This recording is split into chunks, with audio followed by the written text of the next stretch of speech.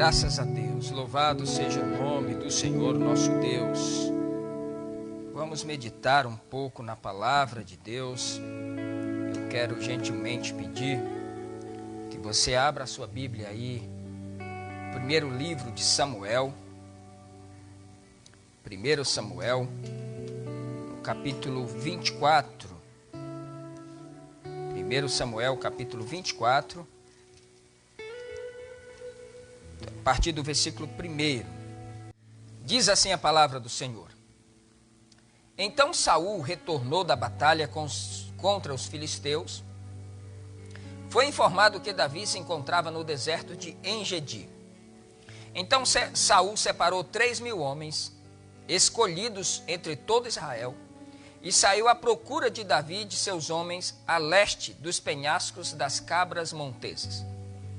No caminho, Saul parou nos currais das ovelhas, onde próximo havia uma caverna, e entrou ali a fim de aliviar o seu ventre.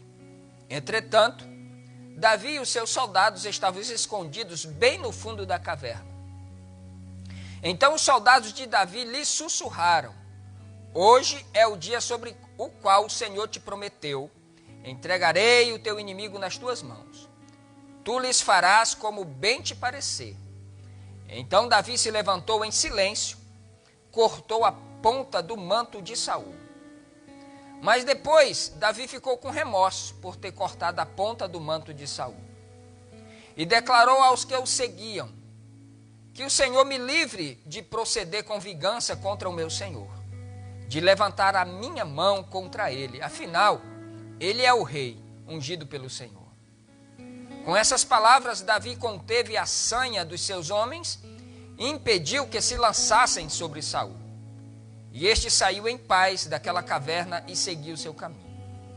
Em seguida, Davi também se levantou e, deixando a caverna, bradou às costas de Saul: Senhor meu rei! Saul olhou rapidamente para trás e Davi inclinou com o rosto em terra em sinal de plena reverência. Então Davi indagou a Saul: por que dás atenção aos homens que te alegam? Davi quer fazer-te mal. Os teus olhos acabam de comprovar que o Senhor hoje te entregou nas minhas mãos nesta caverna. E alguns rogaram que eu aproveitasse a oportunidade e te matasse naquele momento. Contudo, a minha mão te poupou, pois eu declarei: não estenderei a mão contra o meu Senhor, porque é o rei ungido do Senhor. Ó meu pai, vê aqui na minha mão um pedaço da orla do teu manto. Se cortei a orla do teu manto e não te matei, reconhece que não há maldade nem crime em mim, nem pequei contra ti jamais, enquanto tu andas no meu encalço com o firme propósito de tirar a minha vida. O Senhor, pois, seja juiz entre mim e ti, que o Senhor me vingue de ti, pois a minha mão não se estenderá contra ti. Como diz o velho provérbio popular: dos maldosos sempre procedem atitudes ímpias. Por esse motivo a minha mão não te tocará para ferir-te. Contra quem saiu o rei de Israel e seu exército? A quem está perseguindo tenazmente? Um cachorro morto? A uma pulga?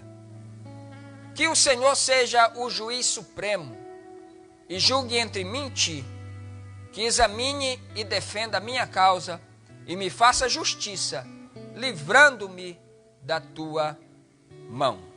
Amém, meus irmãos? Apenas até o versículo 15 do capítulo 24.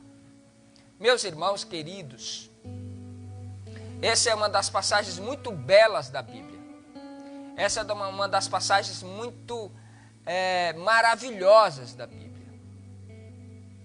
Eu fico muito feliz quando eu me deparo com atitudes de grandeza, como teve Davi diante do seu inimigo Saul. Aqui, os irmãos sabem que Davi era genro do rei Saul, casado com a Mical. E por ciúmes do próprio rei, Davi, ele precisou sair do palácio, deixar sua esposa deixar a sua vida que ele tinha e ficar a vida inteira, por muitos anos, fugindo do sogro, que por várias vezes tentou matá-lo. E a Bíblia nos conta que Davi, quando ele vai para a caverna de Adulão, e ali é onde ele se encontrava, juntou-se a ele cerca de 400 homens, que eram homens totalmente endividados, que tinham uma vida totalmente difícil. Então se ajuntaram a Davi e ali ficaram sendo os homens de confiança de Davi. No meio dessa dificuldade toda, eles criaram um elo, e Davi andava com esses homens, e esses homens andavam com Davi. Muitos deles se tornaram guerreiros de Davi. A Bíblia diz que dentre eles tinham homens tão habilidosos que com uma funda eles acertavam um fio de cabelo a determinadas distâncias. Eles eram extremamente habilidosos. E Davi está com esses homens no fundo desta caverna. E Saul fica sabendo que Davi está por aqueles lados de Engedi. Ele reúne 3.000 homens dos melhores que tinha Israel para pegar Davi.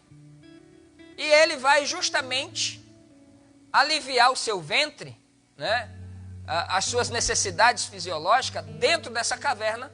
E Davi está no fundo da caverna, lá no escuro, com os seus homens, e ele não percebe, o rei de Israel.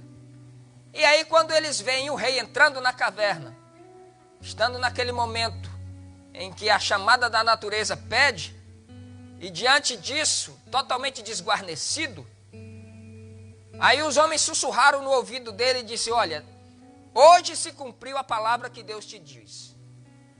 Hoje está se cumprindo. Deus entregou o teu inimigo nas tuas mãos. Se isso não é Deus, eu não sei o que é. Porque o cara está tentando te matar. Você não fez mal nenhum. E Deus está te entregando ele nas tuas mãos. Vai lá e faz com ele o que tu bem quiser. E Davi vai de ponta de pé, chega perto do rei Saul, corta a parte do seu manto de rei, de sua orla, do seu vestido, e volta. Espera que Saul termine. Saul termina ali a sua necessidade. E aí quando Saul sai, ele grita lá da porta da caverna: rei, meu senhor. E o rei se vira para ver quem era. Davi falou: Deus hoje te entregou você na minha mão, mas eu poupei a tua vida, porque eu não quero estender a minha mão sobre você. Eu não fiz mal algum sobre o Senhor. O Senhor é o rei, o Senhor é o ungido do Senhor. O Senhor é alguém a quem Deus confia ao seu povo. Eu poderia ter matado o Senhor aqui agora. Está aqui a parte do seu vestido. Está sentindo falta aí da parte do vestido? Está aqui na minha mão. Poderia ter tirado a vida do Senhor. E aí ele se curva em terra como reverência ao rei. E ele diz: olha, eu não fiz nada contra você. Diante desse episódio aqui, existe uma grandeza, existe um aprendizado, irmãos, porque todos nós nesse momento estamos dentro das nossas cavernas. Nós estamos guardados dentro das nossas cavernas. E diante disso, as oportunidades elas vão surgindo para o bem ou para o mal. E é preciso a gente saber de algumas coisas. Primeira lição desse texto aqui para o seu coração nessa noite é que nem sempre o chamado de Deus, a unção de Deus na nossa vida, o cargo que você ocupa, a posição que você ocupa dentro do ministério, ou seja lá o que você faça, se existe um chamado de Deus, se existe uma profecia sobre você, isso não significa que na sua vida você terá um caminho fácil. Você não terá caminho fácil, entenda isso.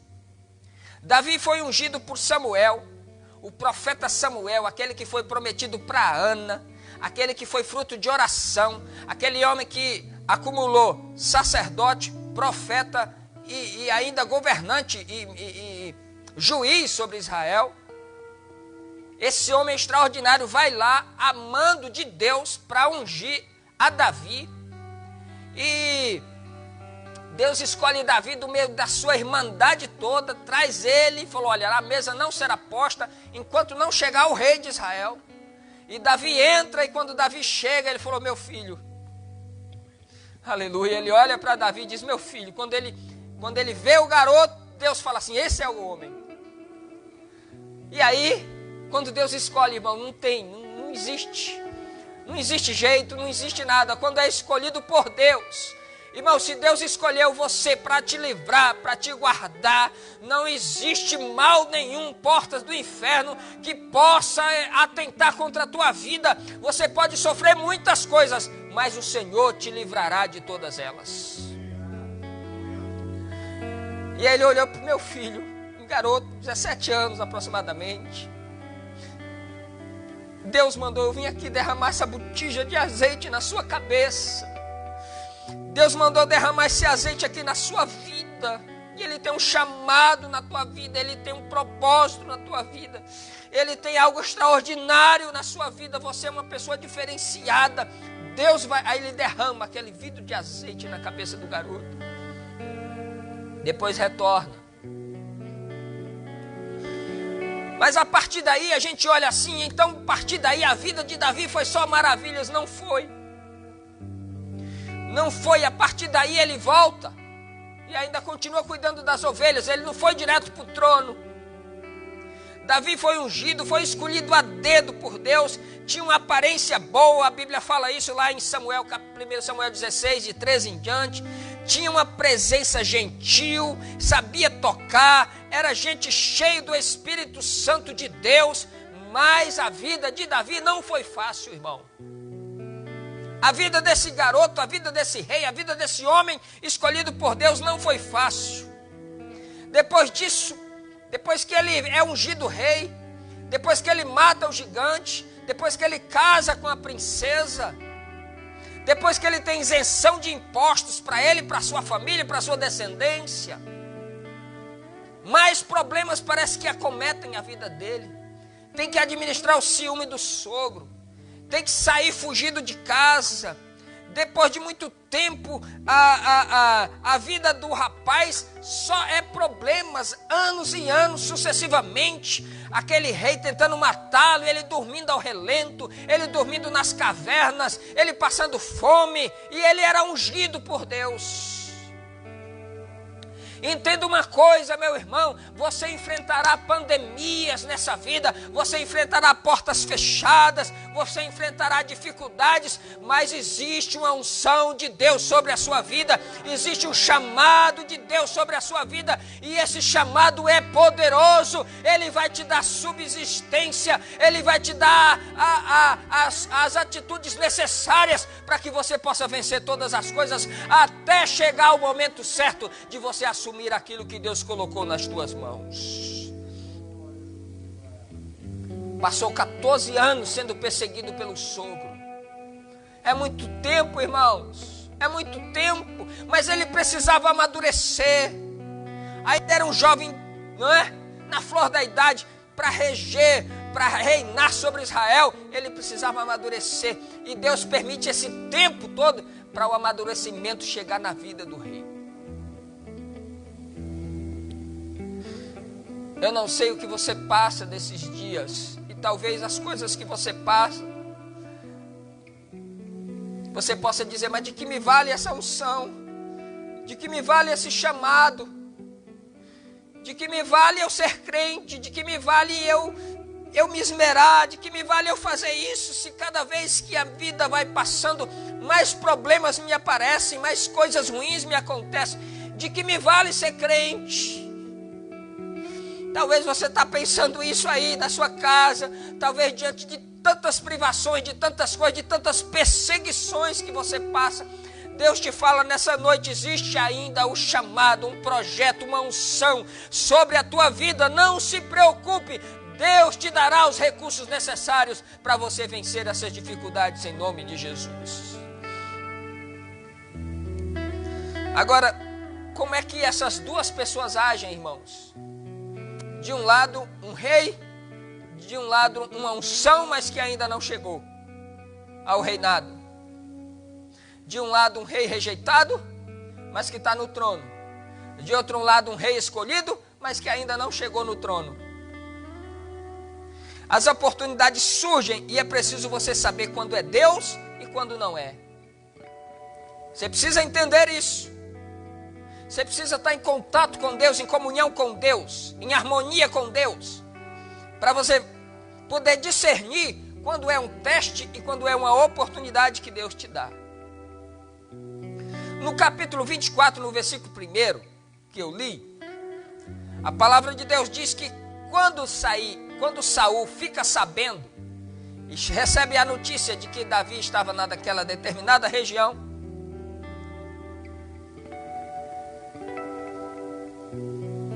ele, ali no coração dele, surge uma oportunidade para matar. Ele falou, é a minha oportunidade para matar esse adversário. E ele não pensa duas vezes, ele reúne a tropa de elite de Israel, os melhores soldados, 3.000. E vai com o destino, e com o sentido, e com o intuito, com o propósito de tirar a vida de Davi. No versículo 24, no capítulo 4 versículos na frente, surge a mesma oportunidade para Davi. E diante dessa oportunidade, Davi já pensa duas vezes. Enquanto que Saul não pensou duas vezes para tirar a vida de Davi, Davi já pensa duas vezes.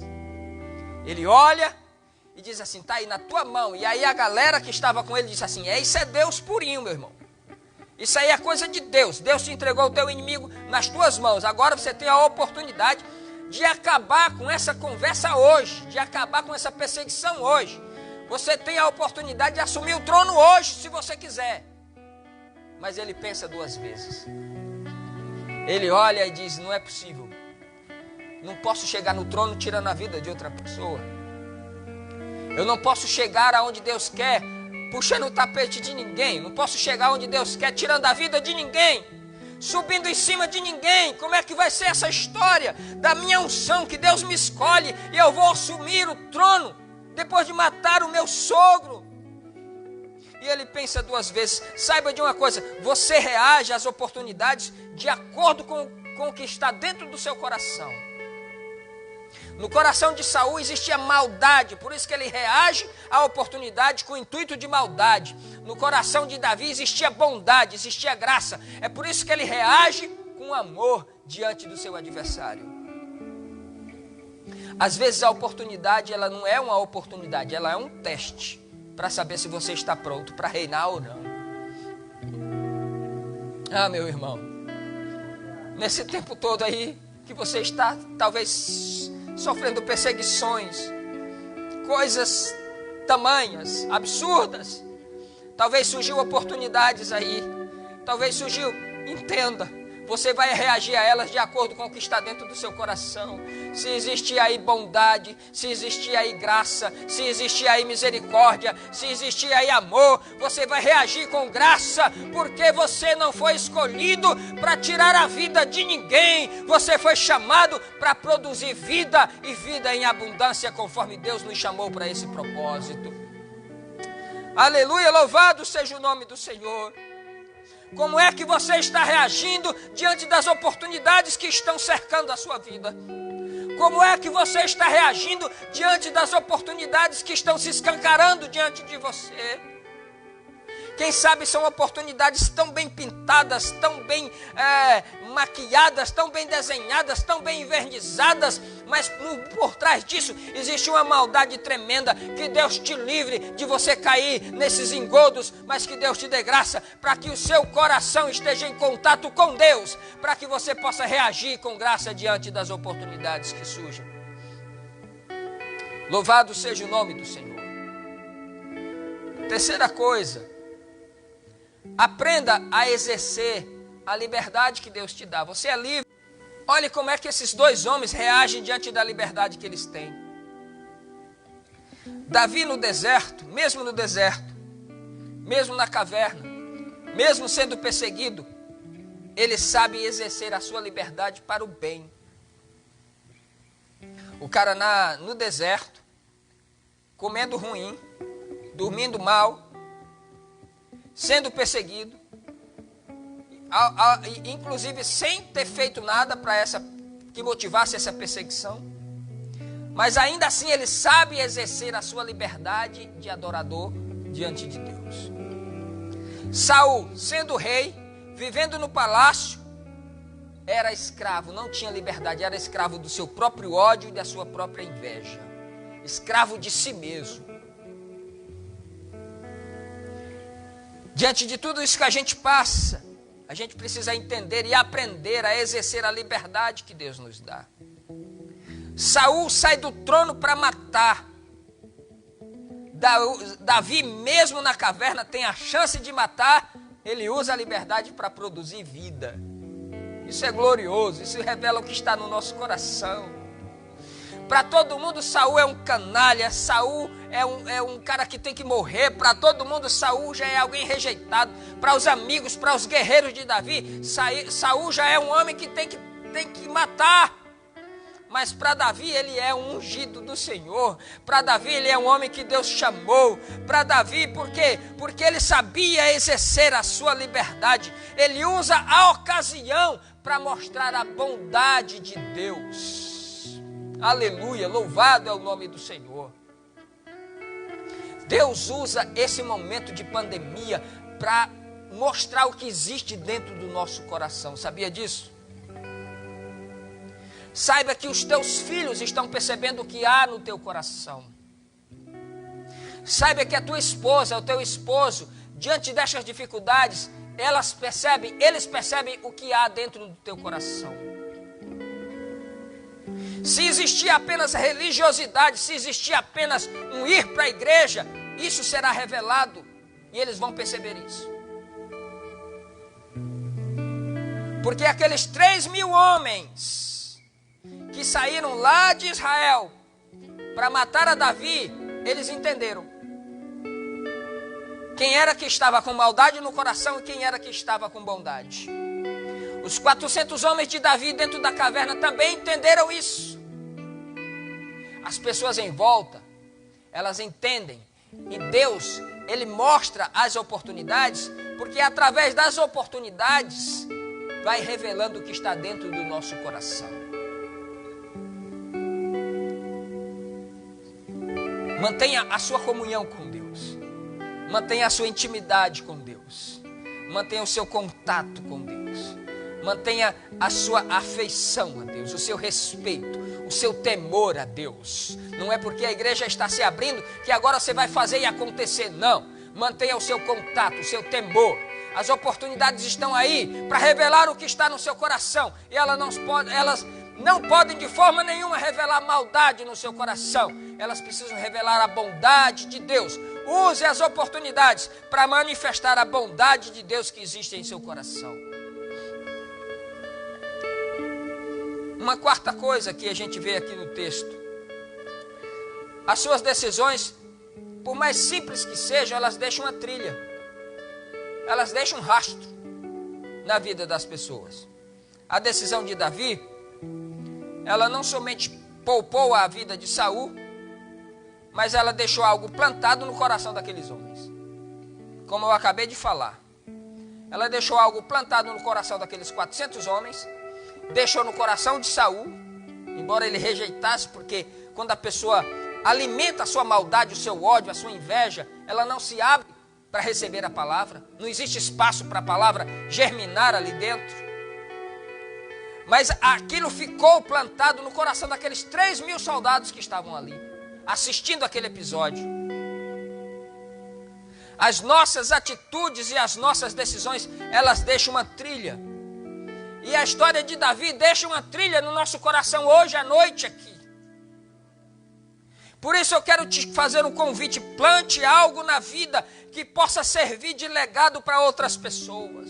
Que as atitudes que as decisões que você toma ante as dificuldades e as oportunidades que surgem, elas precisam deixar uma herança, elas precisam deixar um legado, elas precisam deixar uma trilha no coração das pessoas. Muitos pais hoje se preocupam em deixar uma herança para os filhos, mas a herança é aquilo que eu deixo para ele. E um legado é aquilo que eu deixo nele, dentro dele, no coração dele. Louvado seja o nome do Senhor. É o que deixa nas pessoas. Legado você deixa nas pessoas. Nós não temos aqui absolutamente nenhum bem financeiramente que Davi deixou para nós. Mas existe um legado aqui hoje, dentro do nosso coração. Isso ficou no coração daqueles homens. A bondade de Deus sendo manifesta, sendo revelada. Tuas decisões, por mais simples que sejam, elas deixam uma trilha, elas deixam uma história. Como é que tem sido o teu rastro? Como é que tem sido a tua trilha? O que as pessoas passam na tua trilha e olham, o que elas dizem? Aqui passou um homem de Deus. Aqui passou alguém que tem o caráter de Deus. Alguém olha para a sua trilha, para a sua história, para o seu rastro, e ele pode ver ali a bondade de Deus nas tuas decisões. Uma quinta coisa. Viva, decida viver. Apenas viva, mas não fique existindo apenas.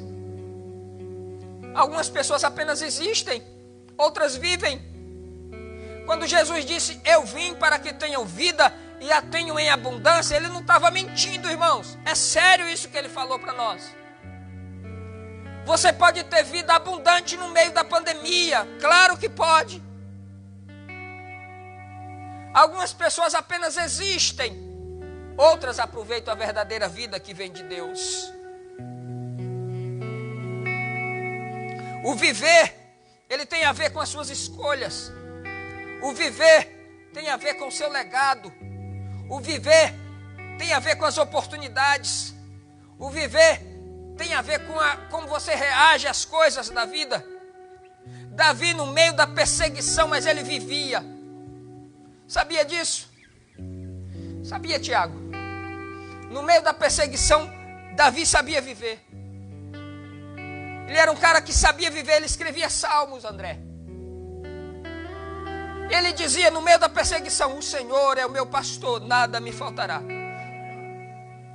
Deitar-me faz em verdes pastos, guia-me mansamente a águas tranquilas. Davi vivia no meio da perseguição e ele sabia exercer a sua liberdade para viver. Ele não era um cara que existia apenas, ele vivia. Ele vivia. E foi nesses momentos de perseguição que ele escreveu os melhores salmos que a gente lê hoje para alegrar a nossa alma e o nosso coração. Sabe o que é viver? Viver é aquilo que você faz enquanto você está existindo. Viver é aquilo que você faz enquanto você respira. Isso é viver. O deserto não foi inútil para Davi.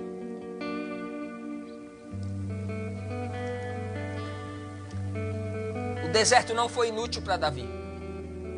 O palácio foi terrível para Saul. E o deserto foi útil para Davi. Ele transformou cada caverna num aprendizado. Ele transformou cada anoitecer num salmo. Ele transformou cada amanhecer numa poesia. Ele transformou cada oportunidade num momento de companheirismo, de graça, de bondade de Deus. Ele transformou cada dia em que ele vivia em um momento para que ele pudesse exaltar e adorar ao nome do Senhor, o nosso Deus.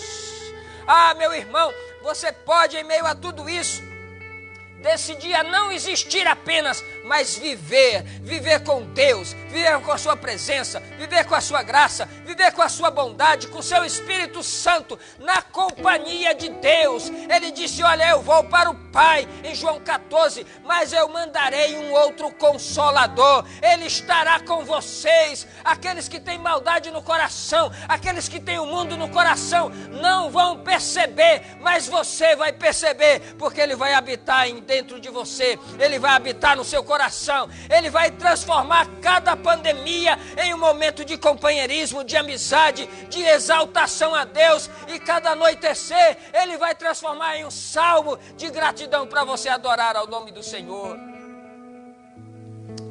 Aleluia, louvado seja o nome do Senhor, Deus Todo-Poderoso. Existe gente se perdendo já no meio dessa dificuldade, no meio dessa pandemia. Existe gente já apostatando da fé. enquanto que outros estão transformando cada amanhecer num momento de gratidão a Deus. Ele amanhece o dia e diz: Senhor, eu te agradeço pela tua grandeza, pela tua bondade, pelo teu amor. Eu estou vivo, eu estou respirando. E quando anoitece, ele diz: hoje eu trabalhei, hoje o Senhor me deu graça. Eu te agradeço pela graça de Deus que o Senhor me deu. Aleluia, transforme a sua vida, o seu existir em vida abundante, e Deus te espera com esta oportunidade de vida abundante.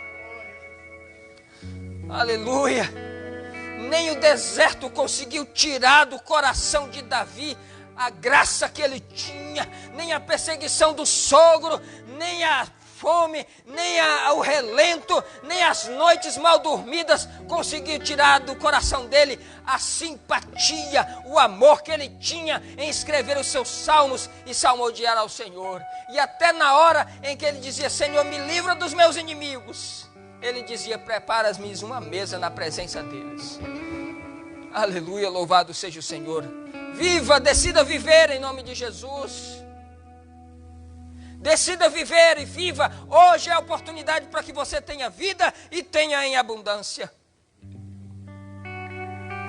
E para a gente concluir aqui essa última parte, escolha ser temente a Deus. O Fernando me propôs um desafio. O Fernando, na verdade, toda semana ele propõe um desafio no grupo dos jovens, para que cada um faça um devocional de 2 minutos e poste no grupo. Isso é maravilhoso. E ele me honrou com a oportunidade de fazer o meu também e mostrar para eles lá. E eu fui direcionado para o Salmo 111, versículo 10, que diz: o temor do Senhor é o princípio de toda sabedoria e de todo bom senso. Escolha ser temente a Deus. Porque quando você escolhe ser temente a Deus, você tem a atenção carinhosa de Deus. Toda pessoa temente a Deus, ela tem a atenção de Deus. Ela tem a atenção de Deus. Até no meio do apedrejamento, Deus está atento. Porque foi assim com Estevão. O cara sendo apedrejado ali. Ainda ora para que Deus perdoe os seus algozes, mas Deus de pé estava assistindo ele. Gente temente tem a atenção de Deus, tem o cuidado de Deus.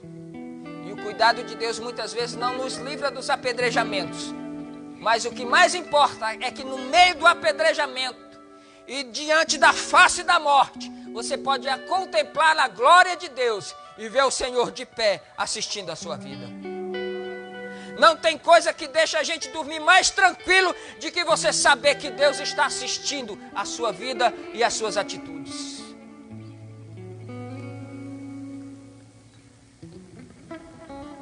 Escolha ser temente a Deus. Se você continuar a leitura, no capítulo 24, eu li até o 15, mas no versículo 21, nesta conversa, que eles continuam a conversa ainda, no versículo 21, Saul diz assim: portanto, jura-me agora, pelo Senhor, que não cortarás a minha semente depois de mim, e que não destruirás o meu nome da casa de meu pai. Saul olha para Davi e falou: você tem um coração bom, rapaz. Eu vou te fazer um pedido. Eu vou morrer, você vai assumir esse trono. Mas não corta a minha descendência, não. Não desonra a minha vida, não. Deixa a minha descendência, deixa o meu nome. Poupa o meu nome. Não deixa que a minha descendência seja esquecida. Não deixa que o meu nome seja esquecido. Não deixa que a minha história seja esquecida. Não aborta o projeto de Deus para a minha vida. Só que no caso de Davi era diferente. O próprio Deus foi quem fez promessa para ele. enquanto um está implorando para que o outro não corte o seu projeto e não extermine a sua descendência, o outro já tinha uma promessa de Deus. Deus tinha dado uma promessa para o coração temente de Davi: da tua casa nunca vai faltar um rei.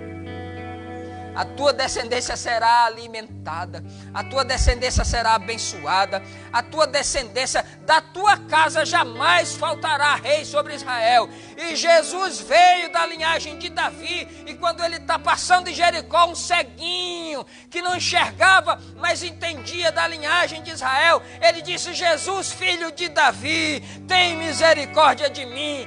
Nunca vai faltar um rei, porque a descendência de Davi estava determinada por Deus. Escolha ser temente a Deus e você terá a atenção carinhosa de Deus. Enquanto um fica implorando, o outro já tem uma promessa da parte de Deus. Ele tinha a promessa de Deus que ele jamais seria esquecido. Por isso é que Jesus é chamado de filho de Davi, porque veio da linhagem de Davi. Eu quero concluir nessa noite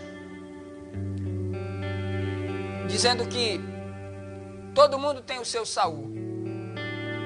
Todos nós temos os nossos Sauls. Aqui pode ser representado pelas suas perseguições, pelos seus problemas do dia a dia. Pode ser representado por alguma coisa que você não consegue se livrar. E esses Sauls, às vezes, eles vêm com multidões para nos matar. Ele vem com multidões para nos sufocar, para nos tirar a alegria. Os nossos Sauls, eles vêm para nós, contra nós, aproveitando das oportunidades para nos sufocar, para nos destruir, para nos acachapar, para nos deixar no chão, para nos exterminar, para tirar a nossa vida.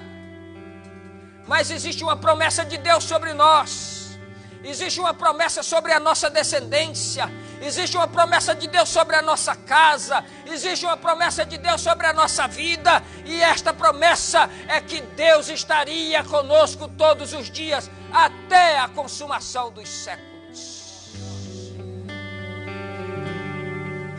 E se você está lutando contra essas coisas, contra esses Sauls, e se todo dia tem um Saul diferente guerreando contra você, ou quem sabe é o mesmo Saul todo dia guerreando contra você, e você luta, e você percebe que as coisas não dão certo, dão errado, o trono ainda está longe, está distante. Aí você chega a se desesperar. Tudo isso é apenas porque essas coisas não saíram conforme você esperava. Mas eu digo que você continue lutando. E se você continuar lutando, isso é prova viva de que você está vivendo e não só existindo. Continue lutando, porque aquele que apenas existe não luta, ele só reclama. Aqueles que existem buscam reclamações, eles buscam culpar pessoas, eles buscam responsabilizar as pessoas pelo seu insucesso, pelos seus fracassos, pelos seus deslizes, e ficam sempre transferindo responsabilidades. Mas aqueles que não apenas existem, mas vivem, eles lutam, e lutam todos os dias, e lutam todas as manhãs, e lutam todas as tardes e todas as noites. E eles lutam porque sabem que não lutam só, eles lutam na companhia de Deus, e Deus estará conosco todos os dias até a consumação dos séculos.